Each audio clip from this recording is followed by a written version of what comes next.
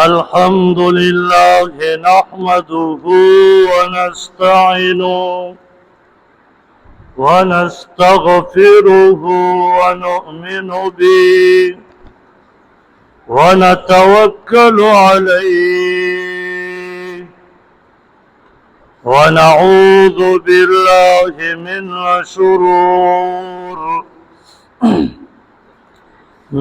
شرور سيئاتنا. أما بعد فأعوذ بالله من الشيطان الرجيم. بسم الله الرحمن الرحيم. ولا تقولوا لمن يقتل في سبيل الله أموات بل أحياء ولكن لا تشعرون.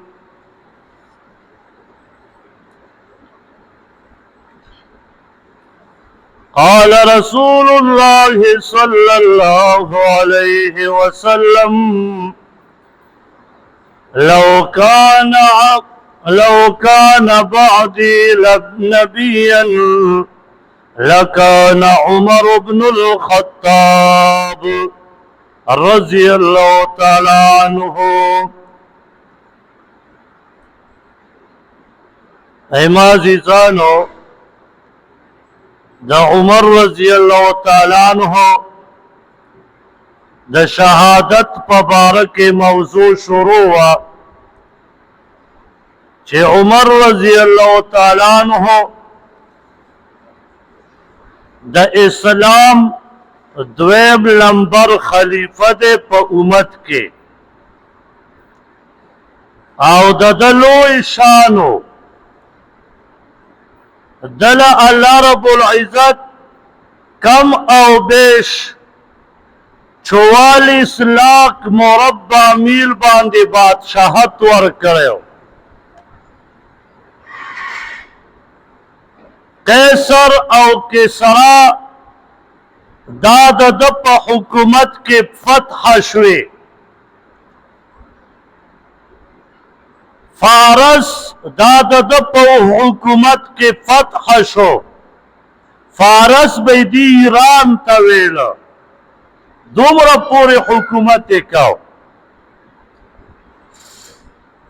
او دغسې په دې بل طرف ته ترکي پورې به حکومت کاو. دومره حکومت والا الله ورکړی و کم او بیش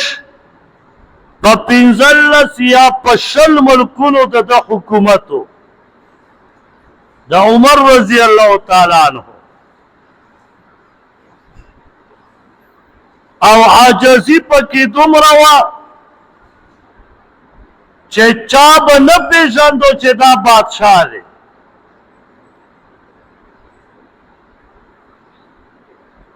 یو ځل نیمه شپه ده عمر رضی الله تعالی عنہ ته چا گیټ وټکاو او ورته عرض کوي چې جی مونږ د ملک شام نه راغلي یو او مونږ مجاهدین یو او د مدینې مبارکې په اطرافو کې مجاهدین هلته ناست دي او دمه کوي. نو مونږ یې تاسو ته راواستولو چې عمر رضی الله تعالی عنہ ته عرض وکړه چې مجاهدین وایي چې مونږ ته دې لږ راشي.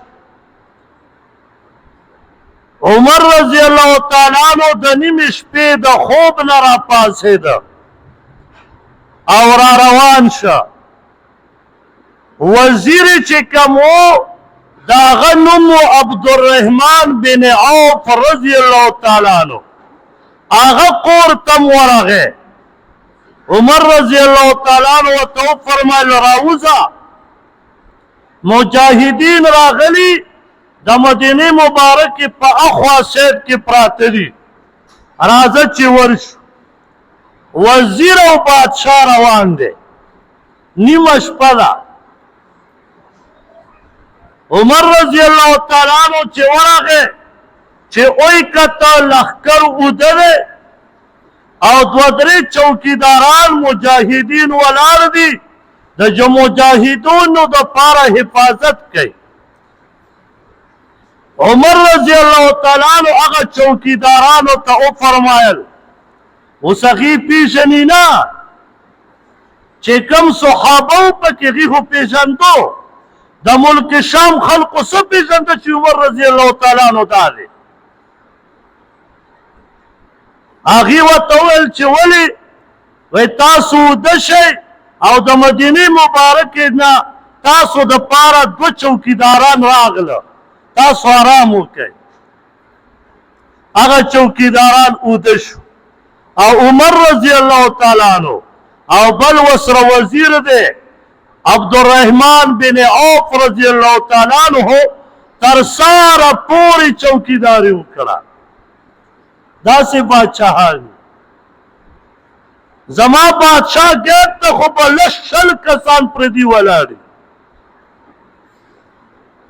او ته به د دې وزیر او د دې امپي او د دې مینې سره میلاو شي. ته خو لږ دلته نږدې دې دفترونو ته ورشه. دفتر کې به ناستې وي صاحب جي اسلام آباد ته تللی دی او وي به په دفتر کې یا به په کور کې ناست وي خو راوځي به نه وایي جي صاحب چې کوم دی هغه لاهور ته تللی میټینګ ته نو زما غوندې ناپویه چوکیدار به یې ودرولی چې پنځم به پیل وي میټینګ ته به میټینګ وایي اب تا ته وایي چې هغه میټینګ ته تللی دی. افسوس مسلمان که بادشاهان لیدل غواړي زما د صحابو تاریخ پړاو کا تاله به صحابه معلوم شي او تاله به د هغې بادشاهت هم معلوم شي. او چې په لاره را روان وي پور چل به کوي او شی به لګولي څه چل دی جي صاحب را روان دی نو را روان دي کله خو چې څنګه هم خلک تېرېږي دا دیم تېرېږي. دا بادشاهي او دا وزیري او دا افسري خو وله ما ورکړې ده زما په سر باندې دا افسر دی او زما په سر پیسې اخلي تنخوا اخلي زما نوکر دی زما حفاظت به کوي.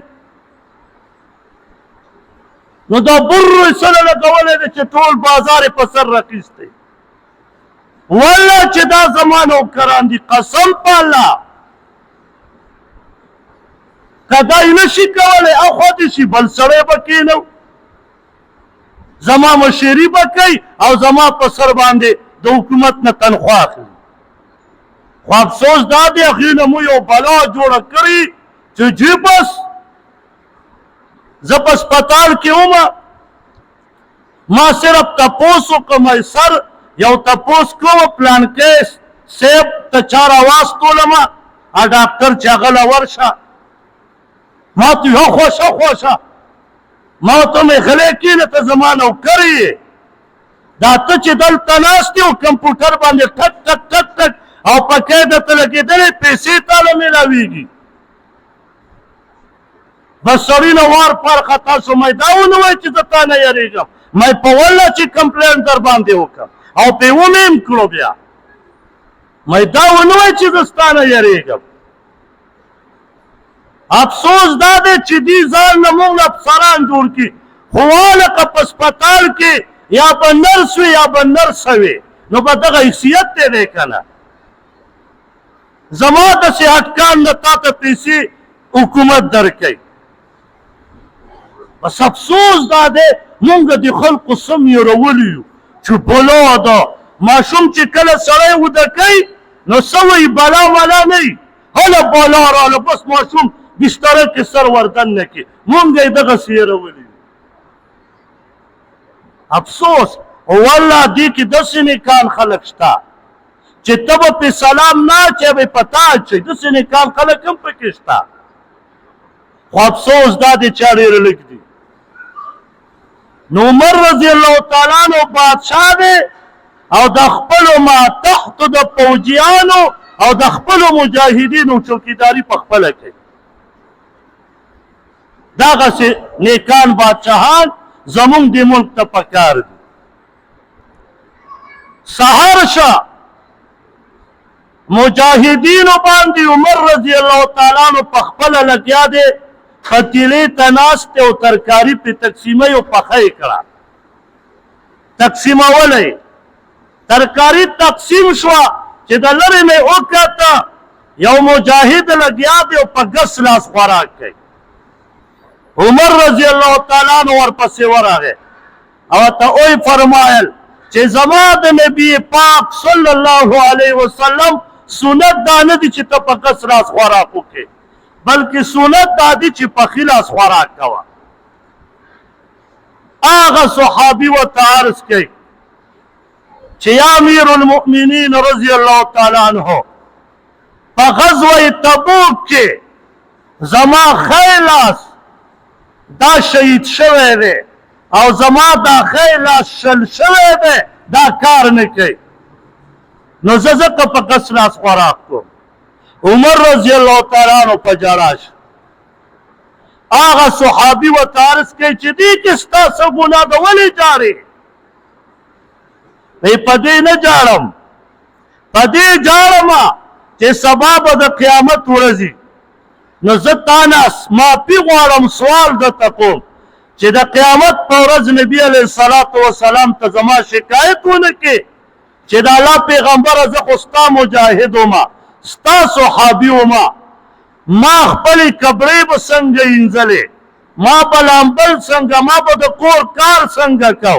او دی عمر رضی الله تعالی عنہ ما ته خادم نه راکو.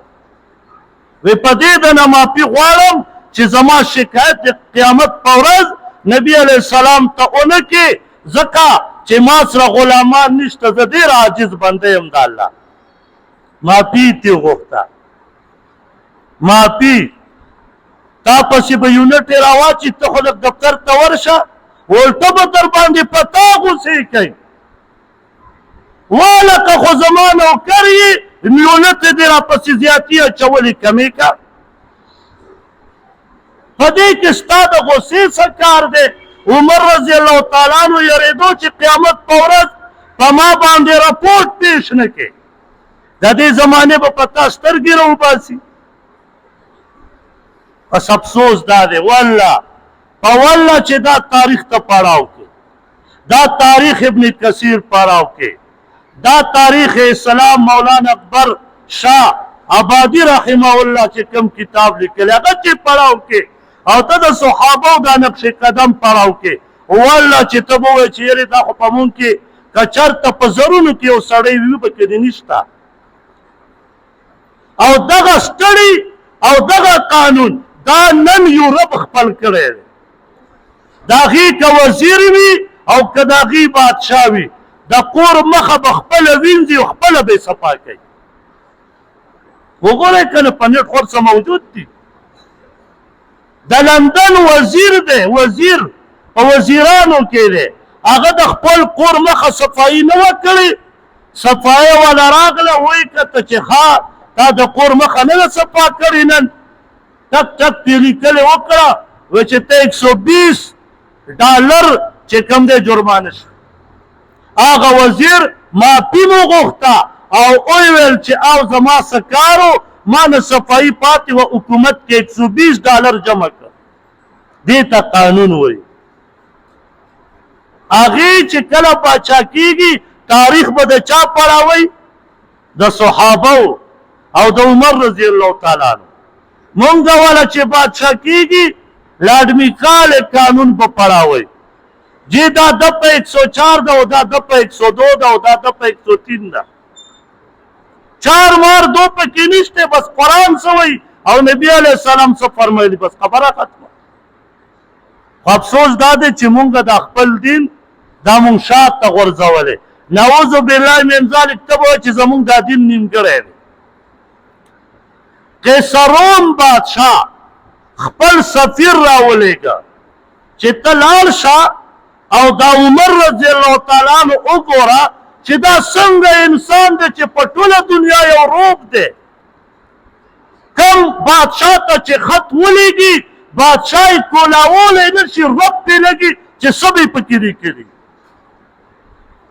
ته لاړ شه دا وګوره چې دا څه انسان دی دا څه شی خوري څه شی اچوي څنګه ګرځي لږې وګوره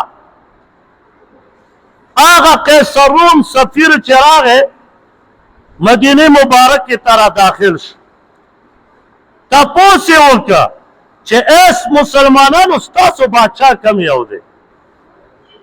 وی دننه لږ لاړ شه مسجد نبوي ته ورشه هلته به ناست دي ده خیال دا و چې ډېر څلوېښت کسان به سره د تورو نیزو د غشو ولاړ یو روغ دبدبه به وي چې را دننوته چې مسجد نبوي کې وکته یو سړی ځان ته خښته ایښودې ده او سر یې پې ایښودې دغه سفیر د قیصر روم وایي چې بادشاه سره میلاوېږم یو صحابي ورته فرمایي دغه زموږ بادشاه دی چې د سر لاندې خښته ایښودې ده تعجب یې وکړ عمر رضی الله تعالی عنہ ته راغی او ورته عرض کړي زه سفیر راغلی یم د قیصر روم نه عمر رضی الله تعالی عنہ چې راپاڅېده چې اوی کته په کپړو کې پیوندونه هم لګېدلي دي نور هم دغه سفیر په تعجب کې شو ورته وایي چې زه به دلته کې ستاسو سره یو شپه دوه شپې آرام کوم ځکه چې زه مسافر راغلی عمر رضی الله تعالی عنہ ورته وفرمیل صحیح ده دغه قیصر روم سفیر وایي چې ما چې دا د ورځې دی وکته نو د ورځې په اسونو باندې منډې وایي د جهاد ټریننګ کوي او چې شپه شي لږ ارام وکړي اخري شپه کې راپاسي بیا چغې وایي الله ته جاري وایي زما ذهن یې ټول بدل لاړم وی قیصر روم ته لاړم خپل بادشاه ته وایي چې ما ورته وویله چې دغه وهل ډېر ګران دي هغې ما په دوه درې ورځو کې وکته هغې چې کومه معامله ده او بادشاه یې چې کوم عاجز سړی دی نو دا تصور کې رانولې چې زه به په دې باندې خپل ځان غالب کړم او دې به مغلوب کړم مونږ به شکست خورو که ته خفه کېږې او که خوشحالېږې هغې داسې بادشاهان زما ستا والا خو وایي که 50 کروړو پورې چا غلا کړي او د دې نه کمه یې معاف دي خو چې زیاتې وي بیا به پې قانونا چې کم دی هغه لیکل کېږي زما ستا والا دا وایي او عمر رضی الله تعالی عنہ داسې عاجز نو عمر رضی الله تعالی عنہ دومره عاجزي چې او بادشاه او عاجزي وګوره یو ځل په مسجد نبوي کې عمر رضی الله تعالی عنہ تشریف فرما دی چې اوی کته د لرې نه یو کس را روان دی او چغه وایي های عمر های عمر رضی الله تعالی عنہ چغې وایي عمر رضی الله تعالی عنہ صحابو ته وفرمیل چې دا څه وایي وایي چې جي دا تاسو سره میلاویږي عمر رضی الله تعالی عنہ ورته راغی ورته وفرمیل څه وایي څه له راغلی وایي جي زه د یمن نه راغلی یم زمونږ په علاقه کې قاصالي ده د خوراک څه نه میلاویږي او په خپله دلته ناست دي او په مړه خېټه خوراک کې او په مړه خېټه پسې اوبس کې تا ته د موږ نه څه خبرې چې په موږ څه تېرېږي داسې خبرې داسې به ته مشر ته وکړې عمر رضی الله تعالی عنہ ورته وفرمایل وایي خیر دی خفه کېږه ما الله به خیر کړي صحابه ورته وفرمایل چې ښه ډېر وخان تیار کړئ 15 یا 10 وخان تیار کړئ او د خوراک د سامان نه ډک کړئ او دا یمن ته ورسوئ 2 صحابه یې ورسره کړو او په یمن کې په هغه ښار علاقه کې په کلي کې هغه ټول خوراک تقسیم کړ داسې ته به نن مشر ته ووایې چې لکه دا تا چې دا کم بیل پاس کړی دا دې غلط کار کړی ویلی شي د علاقې امپیا او ناظم او چیرمین او پلانکي ته یې نشي ویلی وویلی ولته به دې بې عزته کړي چې کېنه ته ما نه ښه پوهېږې خو هلته انسان یې غلط شوی به دا انسان عقل هر ټیم کار نه کوي خلک مشوره وکړي نو داسې صحابه خلق په داسې ډاګه راتله خو لیکن دې صحابه چرم ځان ته اوچت نه دي کتلي بلکې عاجزي دای چې کله شهید کو ابولولو خپل نوم د دو فیروز دا د ایران اوسیدونکی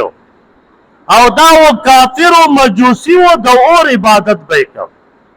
دا د مغیره بن شعبه رضی الله تعالی عنہ غلام نو یو ځل دا راغی او د شکایت وکړه عمر رضی الله تعالی عنہ ته چې جی مانه د خپل مولا مغیره بن شعبه رضی الله تعالی عنہ ایمانه پیسې اخلي 2 دراهم او جی لږ دا دراهم مال کم کې یو دراهم دې رانه اخلي عمر رضی الله تعالی عنہ ته فرمایل ته څه کار کې وی جی زه لوار یم عمر رضی الله تعالی عنہ ته فرمایل د لوار خو ډېر ښه کاروباري ستانه په پیسې نه کمیږي ته به 2 دراهم دغه جزیه دا به ته ورکې مغیره بن شعبه رضی الله تعالی عنہ ته ابولولو دای لقب دی او نوم فیروزو دی فیروز بس پزړه کې بغض او کینه پټه کړه عمر رضی الله تعالی عنہ ته فرمای چې ته چکی جوړولی شي ابولولو ورته وایي او زه داسې ښکلې چکی جوړولی شم چې ډېره مزیداره به عمر رضی الله تعالی عنہ ته وفرمایل هغه چکی به راته جوړه کړي چې د اواز سره تاویږي پخوا به چکی به تاسو څه شی وه پخوا به دا داسې لرګي او دې کې به ډنډونه ورکړه نري نري هوا به چله کېده هغه به تاوېده هغې ته به لاندې میچن جوړه کړې وه هغه به د هغې سره تاوېده او په هغې کې به غنم او جوارو دانې اچولې به یې وړه کول پخوا دا شیونه د مشرانو ته به خپلو پلارانو ویلي نو دغه چکي وي جوړولی شوې او عمر رضی الله تعالی عنہ ته فرمایل ما ته یو جوړه کا دا ورته وایي داسې چکي به دله جوړه کړم داسې میچن به دله جوړه کړم چې د مشرق نه تر مغربه پورې به خلق آواز واوري مقصد دا نه و چې زه دله میچن او دغه چکي جوړوم مطلب یې دا و چې پرېږدم دی نه نو ده بیا یو خنجر جوړ کړ او دغه خنجر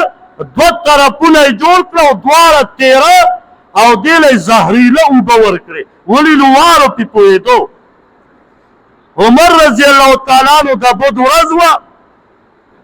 نو علما فرمایي 26 تاریخ د ذیالحجې و لکه نن غالبا 26 تاریخ دی دا هغه ذیالحجه نو عمر رضی الله تعالی عنہ چې جمعې ته وړاندې شه دا هم راغی او په سب کې ولاړ دی او ځان یې پټ کړی دی ولې مجوسي و مونځ خو یې نه کو خو د صحابو نه یې ځان پټ کړی چې څوک را باندې ګمان ونه کړي نو چې څنګه صف ودرېده عمر رضی الله تعالی عنہ مونځ شروع کړه دا ظالم بچی را وړاندې شه او په هغه خنجر عمر رضی الله تعالی عنہ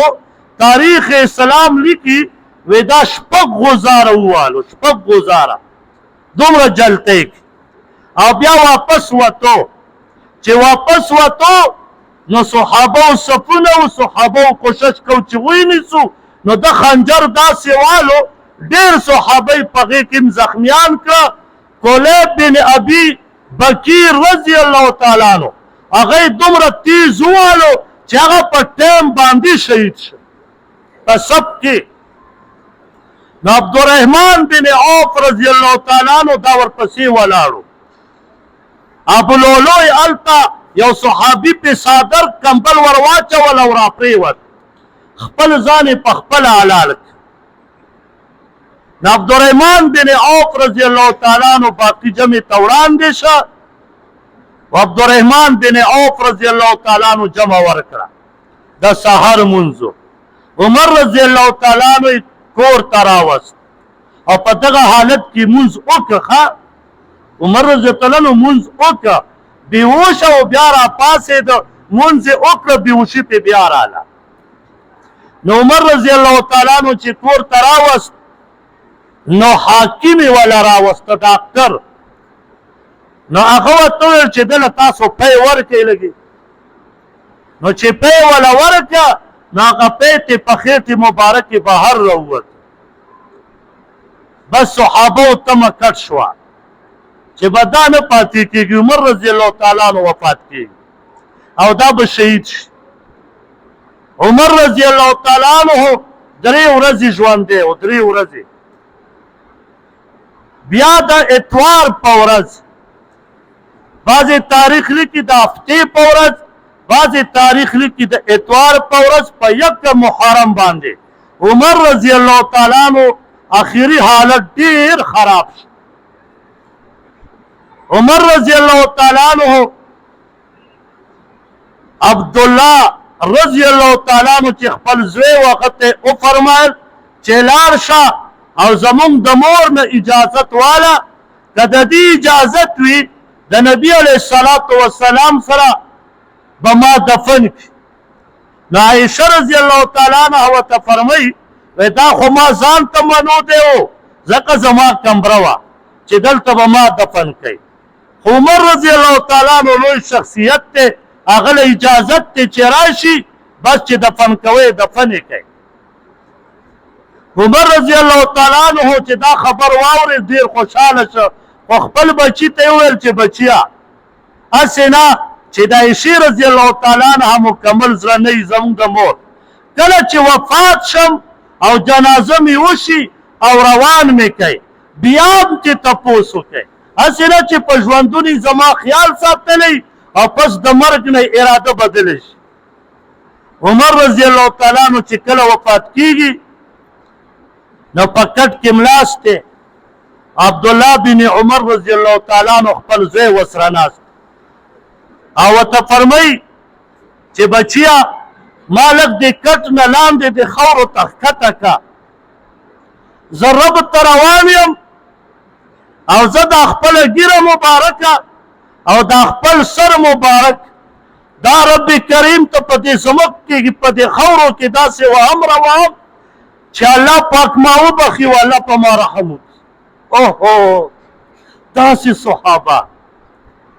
وی دا ګیره په خاورو کې وواله او سترګې مبارکې اوچتې کړې او عرض یې وکړه رب کریمه زه ډېر عاجز بنده یم ستا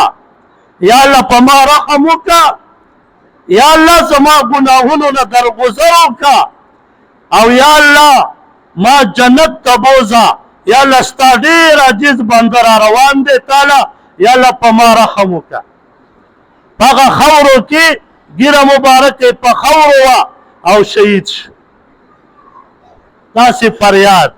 داسې چغه دا یې رب ته واله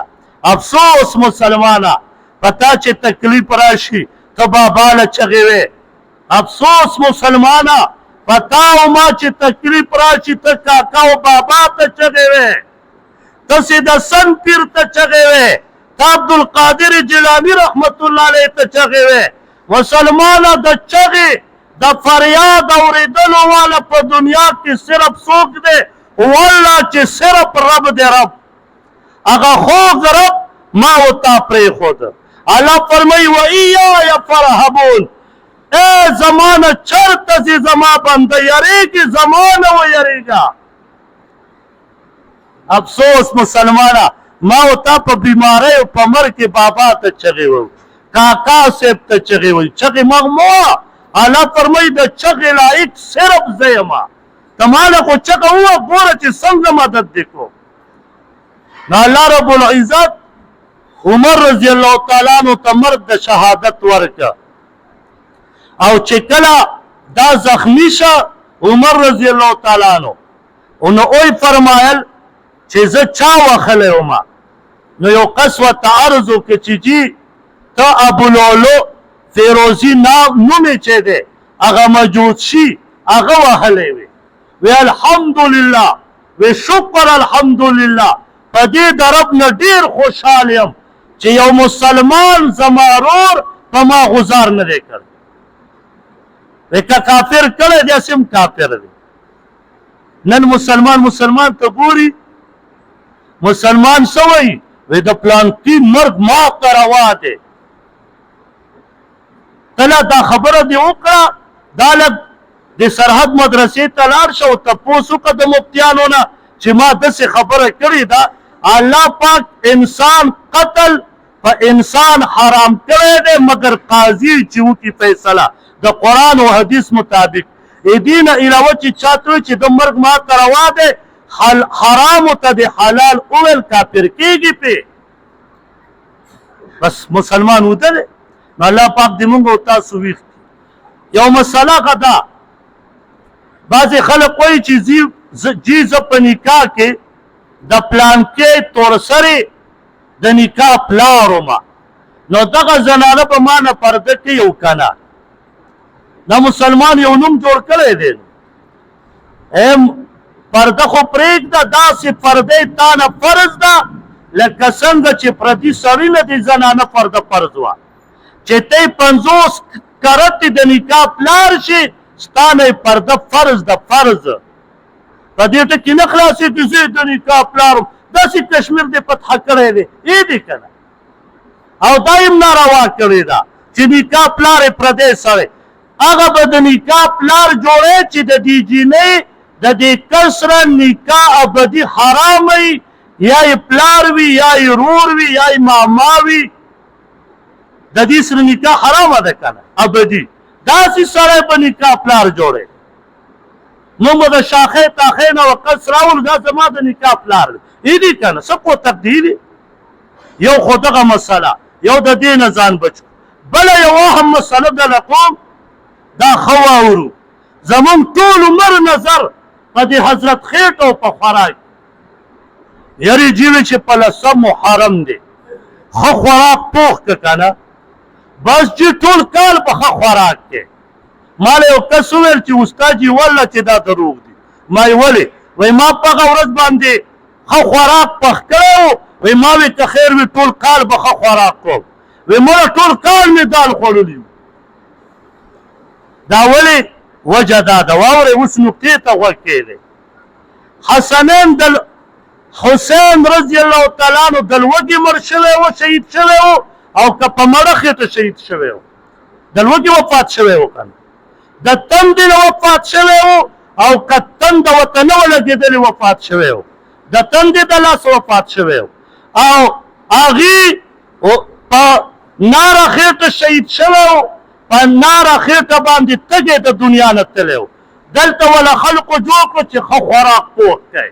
نو خدای دې په نیکه واړوه ته خو دغه مخالف روان شوې په دغه ورځ روژه ونیسه نبي علیه السلام فرمایي ښه خوراک ونه کړې